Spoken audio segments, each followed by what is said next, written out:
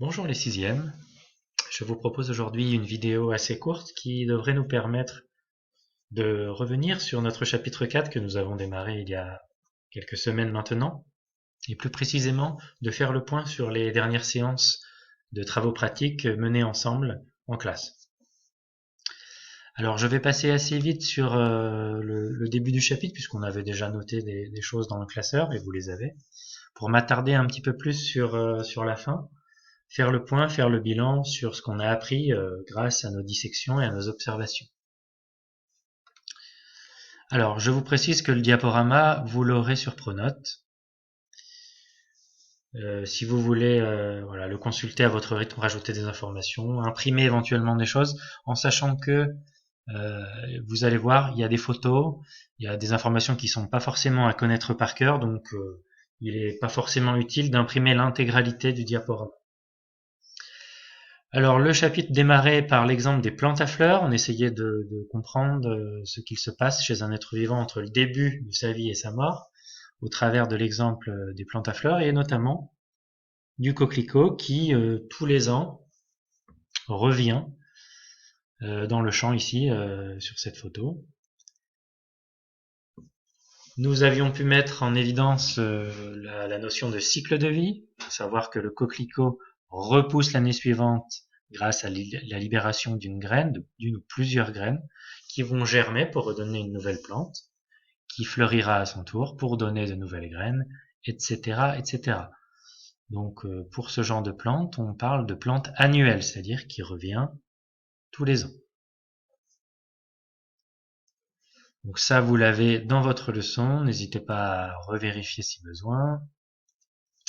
La question suivante était de comprendre ce qu'était une fleur, puisque les graines sont formées, semble-t-il, par les fleurs, mais qu'est-ce qu'une fleur? De quoi est-elle composée?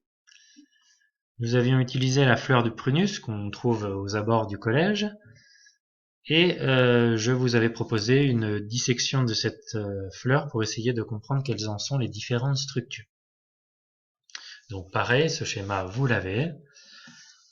Les étamines, qui sont les organes mâles de la fleur, au centre duquel on trouve le pistil, qui est l'organe femelle, une série de pétales, de sépales, les petites lames verdâtres, et enfin le pédoncule qui permet de relier la fleur au rameau ou à la tige. Alors un mot qu'on avait rencontré qui n'est pas forcément à connaître par cœur, mais qu'il est intéressant de connaître, c'est le mot stigmate qui correspond à l'extrémité du pistil. On y reviendra puisque vous avez fait de jolies photographies de cette partie de la fleur.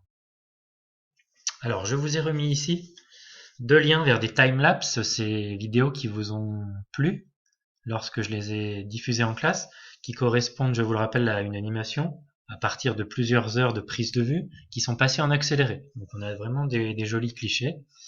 N'hésitez pas à retourner les voir. Sur YouTube, vous avez les liens ici. Alors le questionnaire, pareil, nous l'avons fait en classe. Nous avions collé ce schéma qui correspond au cycle de vie d'un arbre, le cerisier, mais qui retrace un petit peu ce qui se passe chez toutes les plantes à fleurs. Donc rappel du premier bilan, les fleurs sont des organes de reproduction. Pour que la fleur devienne un fruit, les grains de pollen qui sont dans les étamines doivent venir se déposer sur le pistil, soit de la même fleur, soit d'une autre fleur. Cela est possible grâce au vent, mais surtout grâce aux insectes pollinisateurs comme les abeilles. Alors, comme promis, les quelques clichés que certains groupes avaient pu faire lors de nos observations. Alors ici, un groupe avait pu mettre en évidence les grains de pollen qu'ils avaient, je crois, déplacés grâce à une pince pour les approcher du pistil. Et ils avaient pu se rendre compte que le stigmate, donc la surface, l'extrémité du pistil, était tapissé d'un petit revêtement collant, gluant, qui permettait aux grains de pollen de se fixer assez facilement. Donc la même image avec la lumière vue de dessous. On retrouve nos grains de pollen sur le pistil. Ici aussi, on est au-dessus cette fois et on observe bien les grains de pollen qui ont été déposés sur le stigmate, dont on devine la surface un petit peu collante ici. Alors ici, je crois que c'est Jocelyn qui avait fait ce cliché où on est à nouveau par-dessus et où on distingue vraiment bien l'aspect circulaire du stigmate avec, encore une fois, ce revêtement un peu luisant qui permet au grain de pollen de s'accrocher, de se coller à la surface. Alors cet exercice, nous l'avions fait la semaine dernière, vous l'avez. Je vous avais montré cette photo assez insolite d'une abeille qui est en train de butiner.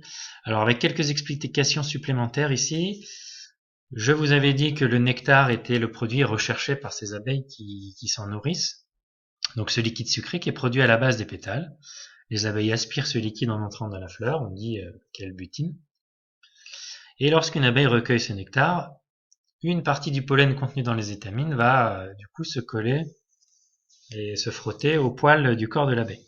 Donc en continuant de butiner, sur d'autres fleurs, l'abeille, involontairement, va transporter sur le pistil et le stigmate d'autres fleurs ce pollen qu'elle transporte sur son dos. Donc quand ça se produit, quand le grain de pollen se dépose sur le pistil, on parle de pollinisation. Alors en sachant qu'une abeille peut visiter jusqu'à plus de 250 fleurs en une heure, la pollinisation peut donc être assez rapide, sans oublier le nombre d'abeilles qui peut être assez important. Ici, vous pourrez consulter un dessin animé qui parle de la pollinisation de façon assez ludique. Je vous ai remis un schéma qui reprend tout à fait ce que je viens de dire sur les étapes qui s'enchaînent entre la formation de la fleur et la formation du fruit grâce notamment aux insectes. Avec quelques compléments vidéo, encore une fois ici, pour vous. Alors, le dernier cours concernait la graine. Donc, les fleurs deviennent des fruits qui contiennent des graines, qui permettent à la plante de pousser l'année suivante. Mais qu'est-ce qu'une graine? Donc, on était parti sur la dissection d'une graine de haricot, et notamment à la recherche de cette structure qui apparaît lorsqu'on coupe en deux la graine, qui ressemble, comme certains le disent, à une banane avec une queue de poisson. Alors évidemment, c'est pas une description très scientifique, mais on avait réussi à comprendre ce qu'était cette structure avec, encore une fois, de jolis clichés de votre part que je vous ai mis ici. On retrouve donc la structure ici avec plein de petites nervures et on reconnaît aisément tout de suite les futures feuilles de la plante qui sont ici déjà présentes en miniature. La partie renflée, beaucoup plus grosse, c'est la future racine et entre les deux, parfois on distingue ce qui sera la future tige du haricot. Sur ce cliché, alors ici on a deux morceaux de feuilles qui ont été un peu coupés. On retrouve notre structure en V avec les deux feuilles ici, à la loupe. Encore une belle photo également ici, avec la future racine et les feuilles.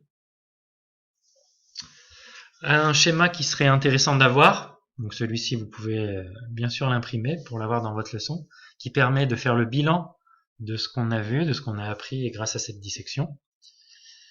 Donc la graine de haricot est entourée d'une fine membrane qu'on appelle une enveloppe, parfois elle s'enlevait toute seule quand vous preniez la graine entre les doigts.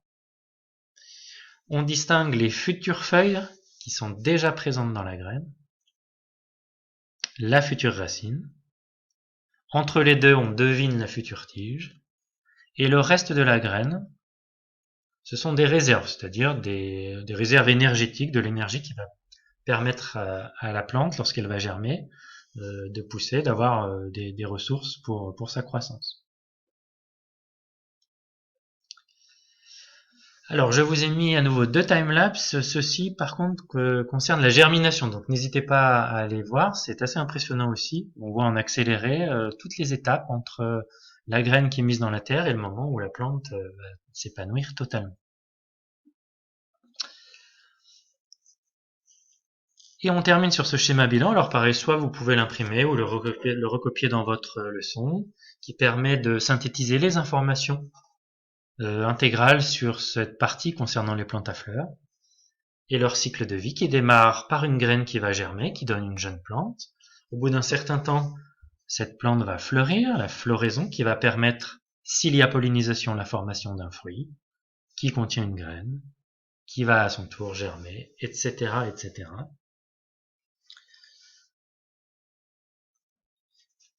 Et je vous invite, comme j'ai terminé de commenter ce diaporama, à faire l'exercice que je vous ai mis en ligne sur Pronote qui va vous permettre de réutiliser un petit peu les notions qui ont été rencontrées ici. Voilà, j'espère que cela a été clair. En tout cas, n'hésitez pas à me contacter pour d'éventuelles questions ou remarques sur Pronote. Je reste à votre disposition. Bon courage à vous. Au revoir.